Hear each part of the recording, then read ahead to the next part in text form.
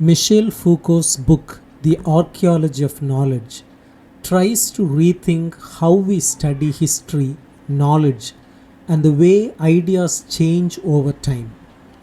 Instead of focusing on the lives of famous thinkers or the meaning of important texts, Foucault wants us to look at the deeper structures that shape how knowledge is organized and spoken about. He calls his method archaeology, not in the sense of digging up old ruins, but in the sense of uncovering the hidden rules and systems behind how we talk and think in different times. This book builds on his earlier works like The Birth of the Clinic and Madness and Civilization. But here he explains the method behind those studies. At the beginning of the book, Foucault challenges the traditional way historians write the history of ideas. Usually, historians try to trace the development of a concept such as madness, reason, or medicine by following a continuous chain of thinkers and texts. Foucault says gives a false sense of unity and progress.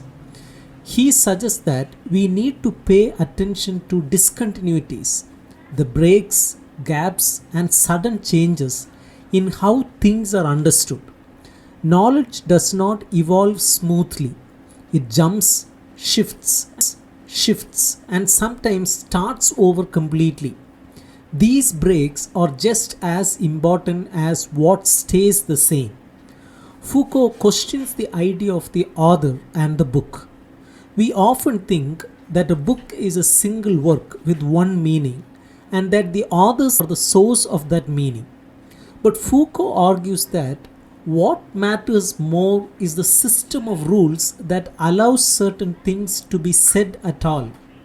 He wants to shift our attention from individuals to the larger discursive formations, patterns, and systems that determine what kind of statements are considered meaningful or true in a given time.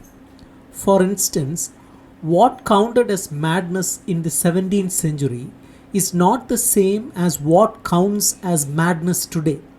The change did not happen just because one person had a new idea. It happened because the whole structure of knowledge changed. Foucault introduces the concept of the statement.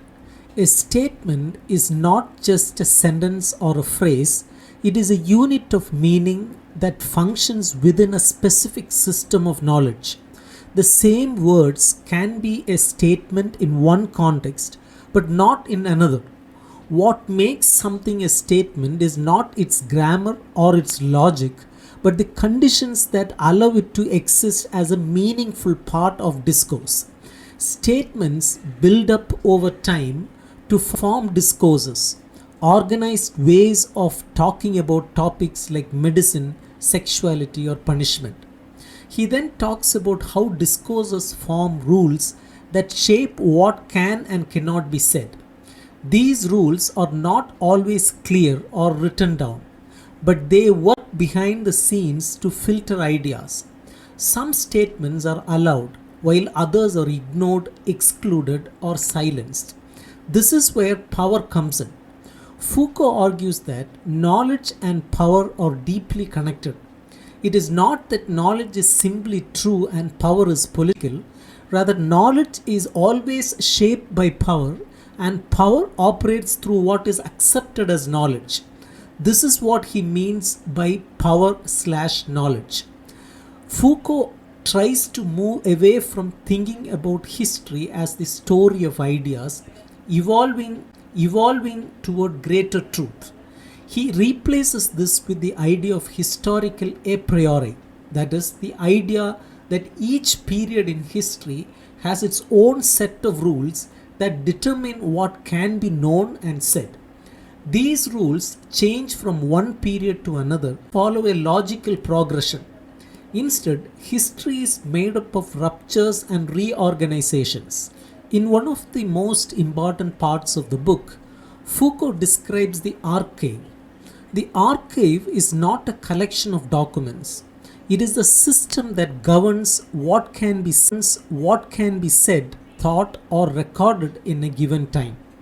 The archive decides what is possible in discourse. Every society has its own archive, a set of limits and possibilities that structure knowledge. By analyzing the archive, Foucault will uncover the underlying structure of a society's thought. The last chapters focus on how to study discursive formations without falling back into old habits. Foucault says we should not look for the origin of ideas in a single genius or a big breakthrough. We should look for the conditions of existence for different types of knowledge. We should study the rules of formation, transformation, and disappearance of discourses.